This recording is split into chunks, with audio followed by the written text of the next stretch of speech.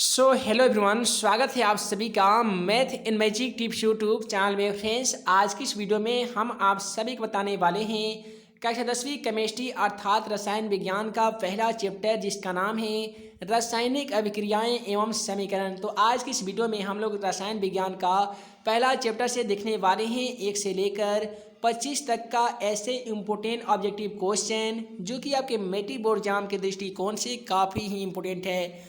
तो चलिए फ्रेंड्स, बिना समय गवाए पहला क्वेश्चन का सॉल्यूशन देख लेते हैं। दोस्तों, पहला सवाल मोबाइल स्क्रीन पे कुछ इस प्रकार से दिया गया है कि लोहे को जिंक से लेपित करने की क्रिया को क्या कहते हैं। लोहे को जिंक के साथ लेपित करने की जो प्रक्रिया होती है उसे क्या कहा जाता है। इसके लिए आपको 4 ऑप्शन दिए जा रहे हैं। पहला ऑप्शन में दिया गया संक्षारण, गैल्वेनीकरण, सी में दिया गया पानी चढ़ाना और डी में दिया गया है विद्युत अपघटन। तो जैसा कि आप सभी को मालूम होगा कि हमारा वीडियो सीरीज का पहला क्वेश्चन का जवाब आप सभी को वीडियो के नीचे जाकर कमेंट बॉक्स में इसका सही जवाब लिखना होता है। तो क्वेश्चन नंबर 1 का क्या सही जवाब होगा, आप जल्दी से वीडियो के नीचे चले जाइए और कमेंट बॉक्स में इसका सही जवाब लिख सकते हैं।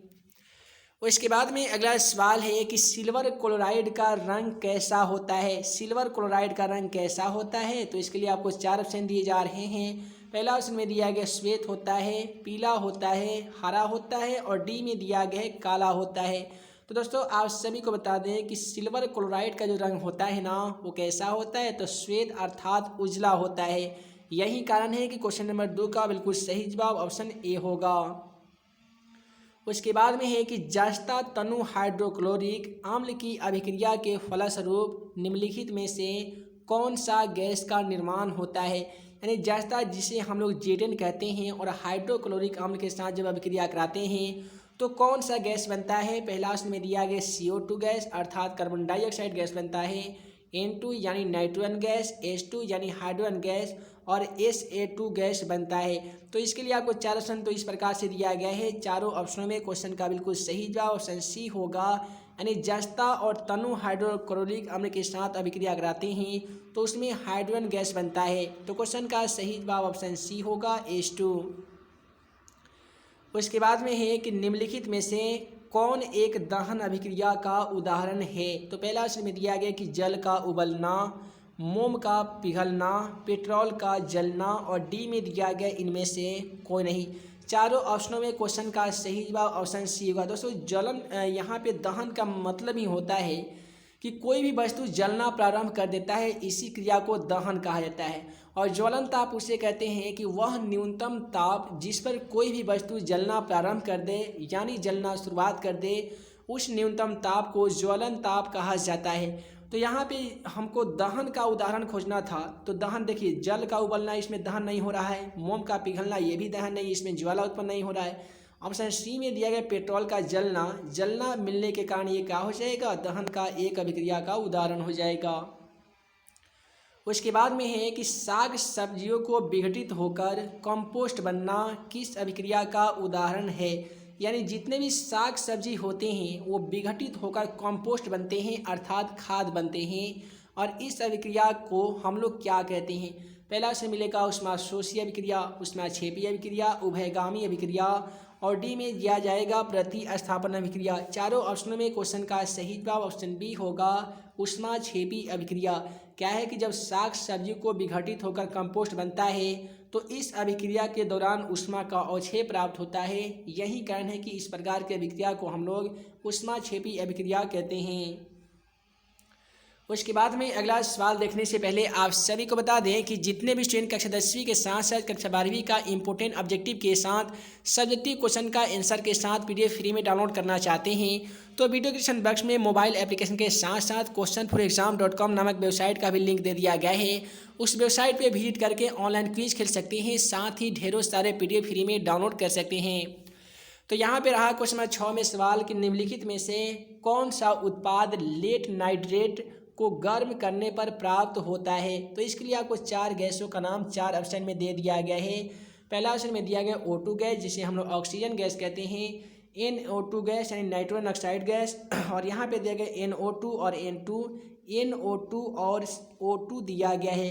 तो इसके लिए आपको 4 ऑप्शन इस प्रकार से दिए जाएंगे मैट्रिक एग्जाम में भी, और चारों ऑप्शनों में क्वेश्चन का सही जवाब ऑप्शन डी होगा, NO2 और O2।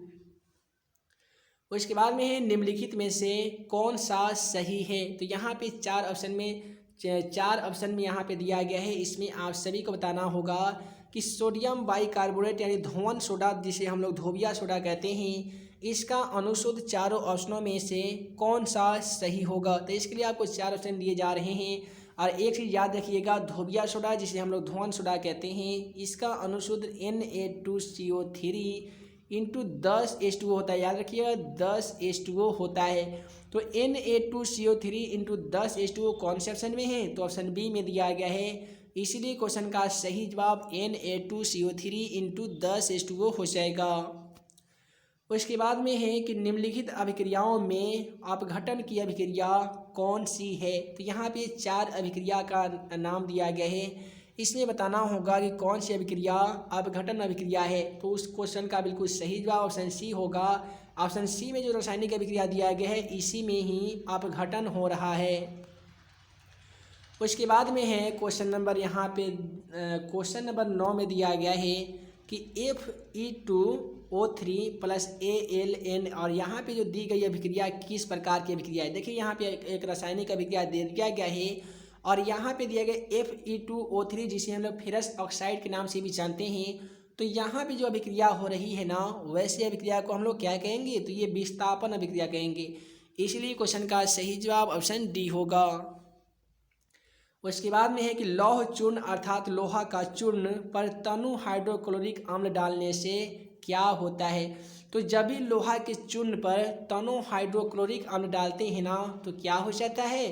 पहला से मिलेगा हाइड्रोजन गैस एवं आयरन क्लोराइड बनाता है, क्लोरीन गैस एवं आयरन ऑक्साइड बनाता है, कोई अभिक्रिया नहीं होती है, और डी में मिलेगा आयरन लवण एवं जल बनाता है। तो इसके लिए आपको 4 ऑप्शन दिए गए थे, चारों ऑप्शनों को भी आपने देखा। तो याद रखिएगा कि लौह चूर्ण पर तनु हाइड्रोक्लोरिक अम्ल डालने पर हाइड्रोजन गैस एवं आयरन क्लोराइड बनता है। तो इसलिए चारों ऑप्शनों में क्वेश्चन का सही जवाब ऑप्शन ए होगा, हाइड्रोजन गैस एवं आयरन क्लोराइड बनता है। उसके बाद में अगला सवाल बोला गया है कि श्वसन किस प्रकार की अभिक्रिया है, और मैट्रिक एग्जाम के दृष्टिकोण से यह सवाल काफ़ी ही इम्पोर्टेंट है। पिछले बार भी ये सवाल मैट्रिक एग्जाम में देखने को मिला था। तो यहाँ पे श्वसन कौन सी अभिक्रिया है, पहला से मिलेगा उपचयन अभिक्रिया, संयोजन, अपचयन और ऊष्माशोषी अभिक्रिया। तो यहाँ पे चारों ऑप्शनों में क्वेश्चन का सही जवाब उपचयन अभिक्रिया होगा, और उपचयन अभिक्रिया अगर ऑप्शन में नहीं रहेगा तो याद रखिएगा ऑक्सीकरण अभिक्रिया भी रहेगा, क्योंकि ऑक्सीकरण अभिक्रिया को ही उपचयन अभिक्रिया कहा जाता है। उसके बाद में है कि CuO यानी कॉपर ऑक्साइड, उसका बाद H2NCu प्लस H2O किस प्रकार की अभिक्रिया का उदाहरण है। तो इसके लिए भी आपको 4 अभिक्रिया का नाम इस प्रकार से दिया गया है। चारों ऑप्शनों में क्वेश्चन का सही जवाब ऑप्शन बी होगा। इसमें देखिएगा तो हाइड्रोजन का नहीं बल्कि ऑक्सीजन का ऑक्सीकरण हो रहा है, यही कारण है कि इसे हम लोग अपचयन अभिक्रिया कहेंगे। उसके बाद में है कि इलेक्ट्रॉन के स्थानांतरण से बने यौगिक क्या कहलाते हैं। इलेक्ट्रॉन के स्थानांतरण से बनने वाले यौगिक को क्या कहते हैं, तो वैद्युत संयोजी कहते हैं। तो क्वेश्चन का सही जवाब ऑप्शन बी होगा, वैद्युत संयोजी। उसके बाद में है कि नीचे दी गई अभिक्रिया में कौन सा कथन सत्य है। तो यहाँ पे 4 ऑप्शन में 4 अभिक्रिया, देखिए यहाँ पे एक अभिक्रिया दिया गया है, और इस अभिक्रिया जो है ये इसमें क्या सत्य है, यही आप सभी को बताना होगा।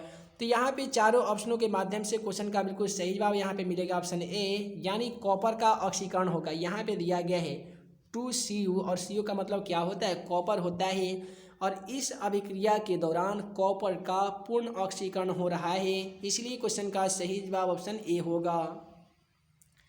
उसके बाद में है निम्नलिखित समीकरण है। यहाँ पे एक समीकरण दे दिया गया है, और आप सभी को बताना होगा कि दी गई समीकरण क्या है। तो पहला से मिलेगा एक अपघटन अभिक्रिया है, एक संयोजन है, एक द्विविस्थापन है, एक विस्थापन है। तो यहाँ पे आप देखेंगे ना, तो ये संयोजीकरण अभिक्रिया का उदाहरण है, इसलिए क्वेश्चन का सही जवाब ऑप्शन बी होगा, एक संयोजन अभिक्रिया है। उसके बाद में अगला सवाल है क्वेश्चन 16 में कि निम्नलिखित में से कौन द्विविस्थापन अभिक्रिया है। तो अगर द्विविस्थापन अभिक्रिया को देखेंगे तो ऑप्शन सी में दिया गया AgNO3 जिसे हम लोग सिल्वर नाइट्रेट भी बोलते हैं प्लस NaCl जिसे हम लोग सोडियम क्लोराइड बोलते हैं, और ये जो आपस में अभिक्रिया कराया जाता है तो ये बनता है AgCl यानी सिल्वर क्लोराइड, और प्लस बनाता है NaNO3 जिसे हम लोग सोडियम नाइट्रेट के नाम से जानते हैं। तो ये जो अभिक्रिया है ना, ये द्विविस्थापन अभिक्रिया का उदाहरण है। ये क्या करता है, NO3 और Ag जो है आपस में विस्थापित करके नए यौगिक तथा नए यौगिक का निर्माण करता है। इसके बाद में निम्नलिखित अभिक्रियाओं में से कौन सा विस्थापन अभिक्रिया है, तो क्वेश्चन नंबर 17 का बिल्कुल सही जवाब यहाँ पे ऑप्शन सी होगा FeCuSO4। Fe का मतलब फेरम जिसे हम लोग लोहा कहते हैं, CuSO4 जिसे हम लोग कॉपर सल्फेट कहते हैं। अब ये दोनों तत्वों के साथ जब अभिक्रिया हम लोग कराते हैं तो बनाता है FeSO4 जिसे हम लोग कहते हैं फेरस सल्फेट, और प्लस Cu अर्थात कॉपर को विस्थापित कर देता है। यही कारण है कि जो ऑप्शन सी में दिया गया ये विस्थापन अभिक्रिया का उदाहरण है। उसके बाद में है कि अवक्षेपण अभिक्रिया में किस प्रकार का लवण प्राप्त होता है, यानी जब अवक्षेपण अभिक्रिया होती है तो अवक्षेपण अभिक्रिया के दौरान हमें कौन सी लवण की प्राप्ति होती है। पहला मिलेगा विलय लवण, अविलय लवण, दोनों डी में मिलेगा, इनमें से कोई नहीं। चारों ऑप्शनों में क्वेश्चन का सही जवाब क्या होगा, ऑप्शन बी होगा। अवक्षेपण अभिक्रिया के दौरान अविलय, याद रखिएगा, अविलय लवण की प्राप्ति हमें होती है। उसके बाद में अगला सवाल क्वेश्चन 19 में बोला गया है कि निम्नलिखित में से कौन एक अपघटन अभिक्रिया का उदाहरण नहीं है। तो इसके लिए आपको 4 ऑप्शन दिए जा रहे हैं, इसमें आप सभी को बताना होगा कौन ऐसा ऑप्शन है जो अपघटन अभिक्रिया का उदाहरण नहीं है। तो यहाँ पे 4 ऑप्शन में 4 अभिक्रिया दिए गए हैं, चारों में से क्वेश्चन का सही जवाब ऑप्शन सी होगा H2 + Cl2। अब H2 + Cl2 का मतलब होता है H2 यानी हाइड्रोजन गैस, और Cl2 का मतलब होता है क्लोरीन गैस। ये दोनों को आपस में अभिक्रिया कराते हैं तो ये HCl बनाता है, जिसको संतुलित करने के लिए 2ACl लिखा जाता है, जिसका पूरा नाम हाइड्रोक्लोरिक अम्ल होता है, जो भोजन के पाचन करने में सहायता प्रदान करता है।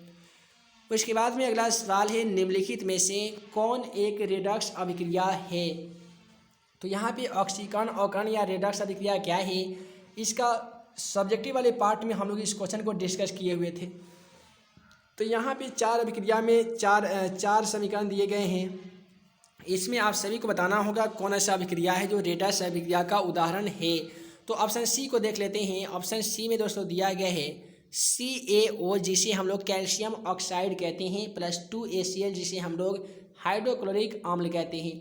तो जब CaO कैल्शियम ऑक्साइड को HCl हाइड्रोक्लोरिक अम्ल के साथ अभिक्रिया कराते हैं तो ये बनता है CaCl2 बनता है, जिसे हम लोग कैल्शियम क्लोराइड कहते हैं, और प्लस H2 अर्थात जल बनता है। सो है दोस्तों, वीडियो लंबी ना हो जिस कारण मैं इस वीडियो को यहीं पे एंड करता हूँ। उम्मीद है कि आज का यह वीडियो आप सभी को पसंद आया हो तो वीडियो को लाइक करें, अपने दोस्तों के साथ शेयर करें। ऐसे ही नए नए वीडियो पाने के लिए आप हमारे YouTube channel math in magic tips को सब्सक्राइब करना बिल्कुल ना भूलिएगा।